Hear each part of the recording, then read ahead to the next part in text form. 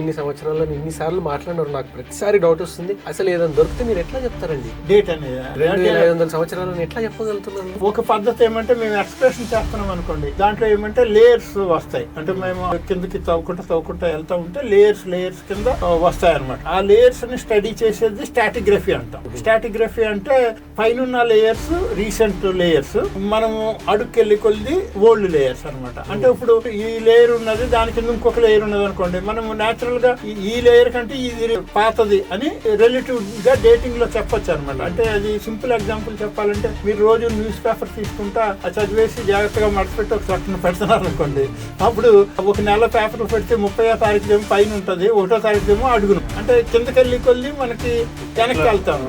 అలాగే ఈ స్ట్రాటోగ్రఫీలో అది ఒక పద్ధతి అనమాట.